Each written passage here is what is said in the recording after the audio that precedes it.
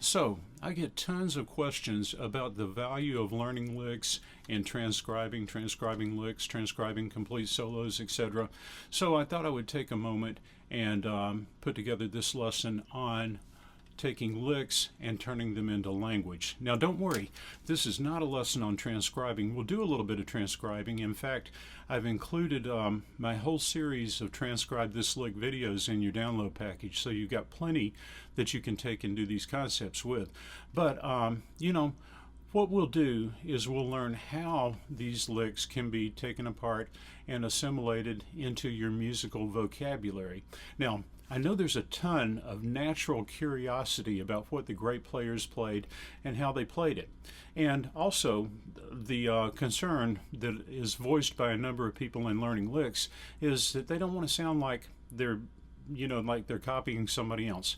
Don't worry. When you learn concepts from other players, you're not going to sound like that other player no matter how hard you try. I mean, you might have some influences from various players, but learning licks and incorporating this stuff into your playing is not going to make you sound like another player that you're copying. If it did, all the players would sound the same, because believe me, they've all worked at assimilating and using the same language. So we'll take some of these licks, we'll do a little bit of transcribing, I'll show you how the process works, but everything is written out, so you really don't have to transcribe anything if you just find it impossible to do. But I would suggest that you work at it. So we'll take these licks, we'll figure out what's in them, we'll in some of them, we're not going to use all of them, but we'll break some of the components apart, we'll determine if they're key-centered or chordal based. We'll figure out how to analyze and practice some of these licks in different keys, and how to reorganize various components of the licks, little bits and pieces of the licks, into your vocabulary, so that you're taking these licks and turning them into vocabulary. Now, as we move along, we'll take the licks that we work with, and we'll practice some of them with some of the play-along tracks from my Soloing on Tunes series, so that you actually get an opportunity to see how to put these licks into use, okay, and your components into use. All right, so let's get started.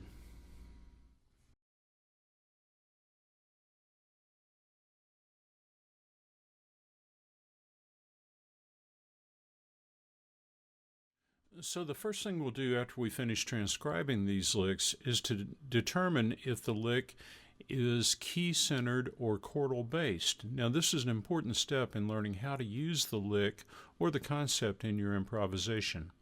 Now key-centered licks are often based on a scale that works over a group of chords or throughout a tonality.